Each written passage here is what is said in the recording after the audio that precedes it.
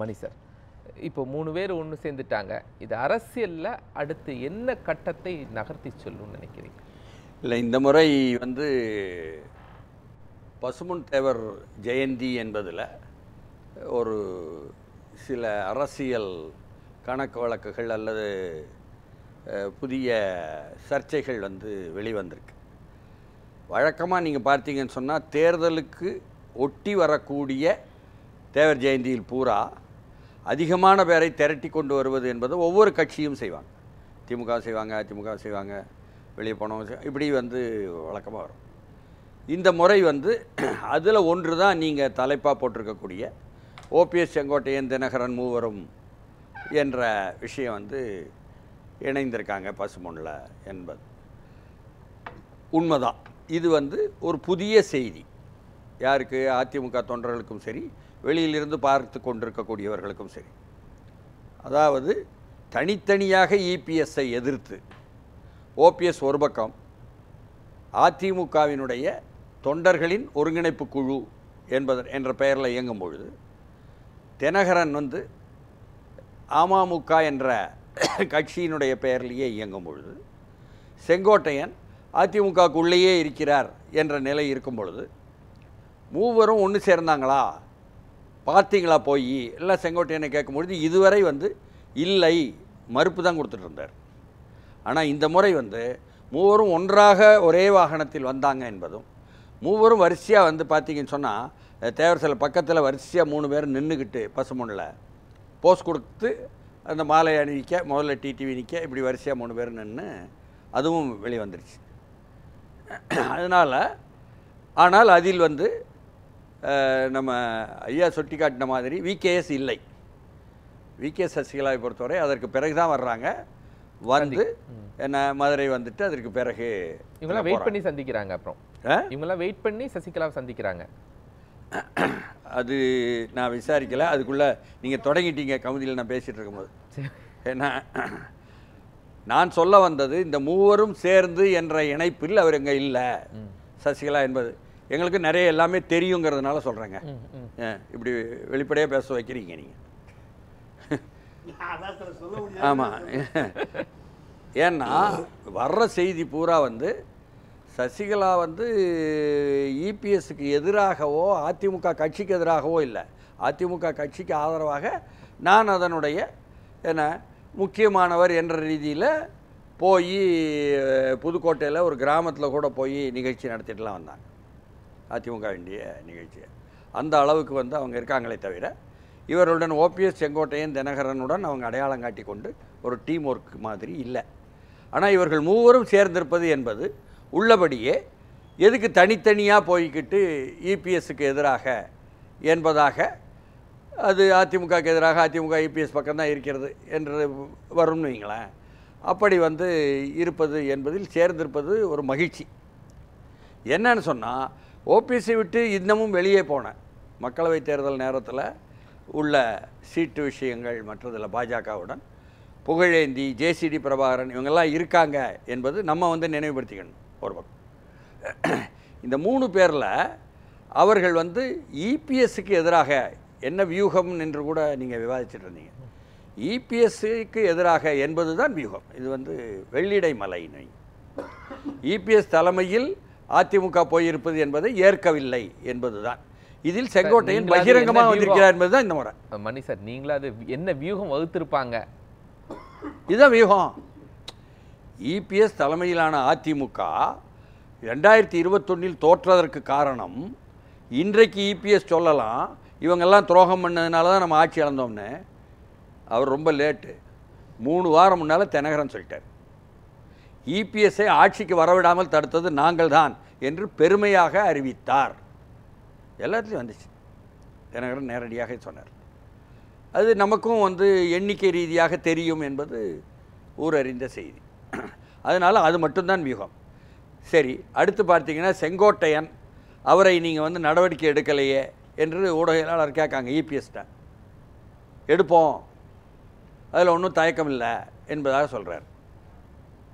இதுவரை செங்கோட்டையனை நடவடிக்கை எடுக்கவில்லை என்பதற்கு நான் எப்படி புரிஞ்சுக்கிட்டேன்னு சொன்னால், ஓபிஎஸ் ஒரு 4 பேருடன் ஏற்கனவே அதிமுக ரிபல் என்பது போல சட்டமன்றத்துக்குள்ளே இருக்கார். திமுக பார்த்து கொண்டே இருக்கும், இதை எதிர்பார்த்து கொண்டு அதிமுக என்ற எதிர்க்கட்சிக்கு எதிராக அதில் உள்ள பழைய அதிமுக பிரமுகர்களை வச்சு தனியாக சட்டசபைக்குள்ளே ஏதாவது செயல்படலாமான்னு திமுக விரும்புவோம். அதுவும் அரசியல். செங்கோட்டையனை நீக்கிவிட்டால் அவரும் ஓபிஎஸ்ஸுடன் சேர்ந்துக்கிட்டு அது ஒரு அதிமுக 2 அல்லது அதிமுக 1 என்று நமது பேரவைத் தலைவர் வந்து தைரியமாக எதுனாலும் கொடுப்பார்ல, அதுக்கு வாய்ப்பு கொடுக்க வேண்டாம்னு சொல்லி போட்டு தான் நீக்கலன்னு நான் நினச்சிக்கிட்டு இருந்தேன். சரி, இப்போ அதையும் சரின்னு சொல்கிறாரு. அதையும் தாண்டி உங்களுக்கு ஒரு இதில் இப்போ ஊடகத்தில் வந்துருச்சு, என்ன காட்சி ஊடகத்தில் செங்கோட்டையன்ட்ட வெளியே வரும்போது கேட்குறாங்க, உங்களை வெளியேற்றுவதற்கு வெற்றினால் என்ன செய்வீங்கன்னு. சந்தோஷம் அப்படின்னு சொல்லியிருக்காரு செங்கோட்டையன். போதுமா? அதிமுக விட்டு இபிஎஸ் வெளியேற்றினால் என்னங்கிறதுக்கு சந்தோஷப்படுவேன் என்ற வார்த்தையவே சொல்லிட்டார். அப்போ இவர்கள் மூவரும் ஒரே சிந்தனையில் ஒரே அணியில் இருக்கிறார்கள் என்பதை நேரடியாக வெளிப்படையாக செய்யும் பொழுது தமிழ்நாட்டு மக்களுக்கு குழப்பம் இல்லாமல் செய்திகள் புரியும். இபிஎஸ்க்கு மீண்டும் வாய்ப்பு வந்துவிடக்கூடாது, இபிஎஸ் முதலமைச்சராக வந்துவிடக்கூடாது என்பதுதான் இவர்களுடைய வியூகம் என்பது ஊரறிந்த செய்தியாக வந்து. ஓபிஎஸ் டிடிவி 2 பேருமே பிஜேபி கூட்டணியை விரும்புகிறாங்க, பிஜேபி கிட்ட நெருங்குறாங்க. ஒருவேளை என்டிஏல இருந்து இபிஎஸ்ஸை வெளியே அனுப்பி நாங்கள்லாம் வலிமையா இருக்கிறோம் அப்படின்னு அவங்க விரும்புவாங்க, இயல்பா விரும்புவாங்க. அந்த அணிக்குள்ள போறதுக்கு இபிஎஸ் அவங்களும் விரும்பலாம், அண்ணாமலையும் விரும்பலாம். ஆனால் நயினார் நாகேந்திரன் என்ன சொன்னார்னு பாருங்க, அதுவும் வந்துருச்சு மாலையேடுகளில். நயினார் நாகேந்திரனே கேட்குறாங்க, ஓபிஎஸ் செங்கோட்டையன்லாம் சந்திச்சிருக்காங்களே ஒரே டீமா அண்ணு, அவரெல்லாம் ஏற்கனவே கட்சிக்குள்ள ஒன்றாக இருந்த நண்பர்கள் என்று அதை அங்கீகரித்து கொண்டு நியாயப்படுத்தியிருக்கிறார் நயினார் நாகேந்திரன். அவர் பெயர் அண்ணாமலை அல்ல. புரியுதுங்களா? அப்போ பாஜகவினுடைய தலைமை என்பதாக இபிஎஸ் ஆதரவாக அதிமுக தலைமை ஏற்றுக்கொண்டதாக இருக்கக்கூடிய நயினார் நாகேந்திரன் தலைமையில் பாஜக இயங்குகிறது என்பதை நாம் ஏற்றுக்கொண்டால் நயினார் நாகேந்திரனும் சொல்கிறார் அவங்க பழைய நண்பர்கள் சேர்ந்திருக்காங்க என்பதாக. புரியுதுங்களா? இப்போது இந்த அங்கீகாரம் என்பது பாஜக பக்கத்தில் இருந்து அண்ணாமலைக்கு அந்த கருத்து இருக்கலாம், அதற்கான முயற்சிகள் இருக்கலாம். அது வந்து ஒன்றும் புதுசோ அதிசயமோ அதிர்ச்சியோ அல்ல. நயினார் நாகேந்திரன் சொன்னார் என்பது இதில் வரக்கூடிய செய்தி. ஏன்னா என்னதாங்க முக்கியமான விஷயம்னு இதை பற்றி கேட்கலாம்னு கமிட்டியில் கேட்டால் ஸ்ரீதர் வாண்டையார் ஒரு பூசாரி அடிச்சிட்டாருங்கன்னு அதுதான் சொல்கிறாங்க. ஏங்க எதுக்குங்கன்னு கேட்டுக்கிட்டு இருந்தேன் கமுதியில். அங்கே வந்து நேரடியாக பசுமொன்னில் கூட்டத்துக்குள்ளே இருந்தோம், எடுக்க முடியலன்னு சொல்லிட்டு வெளியில் வந்து எடுத்தவங்கள்ட்ட அவங்க சொல்கிறாங்க, எதுக்குன்னே தெரியலிங்க, அதுதான் நாங்கள் பேசிகிட்டு இருக்கோம், எப்படி பூசாரிகள் இங்கே எடுத்து போவாங்க என்பதாக.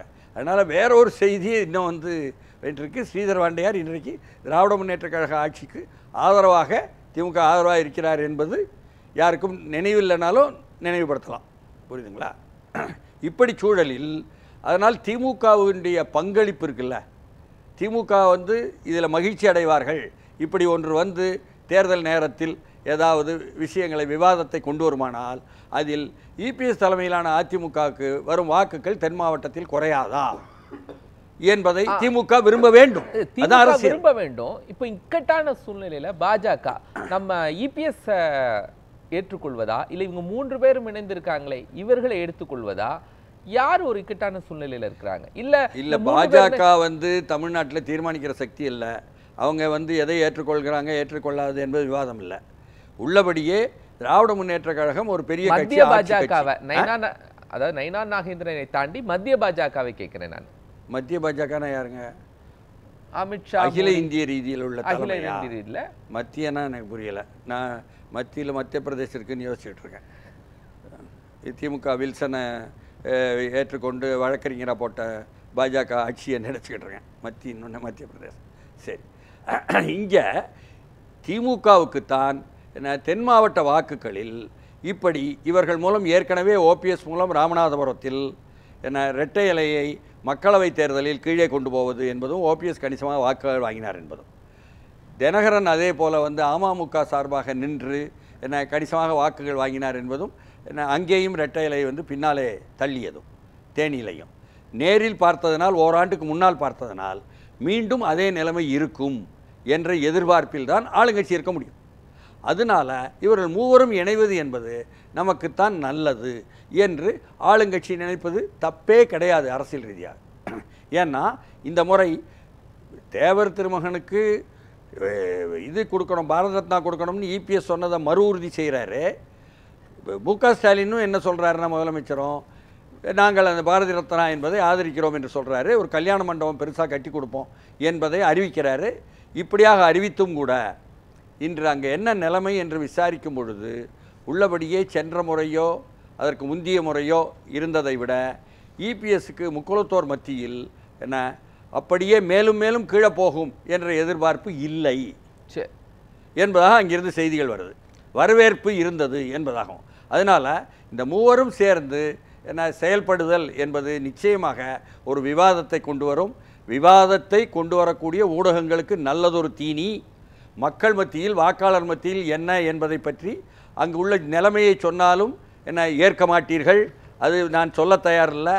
ஆனால் அது திமுகவுக்கு பலன் தருமா என்ற எதிர்பார்ப்பில் திமுக இருப்பதனால்தான் திமுகவின் பி டீம் என்பதாக தினகரன் ஏற்கனவே சொன்ன செய்தியை இபிஎஸ்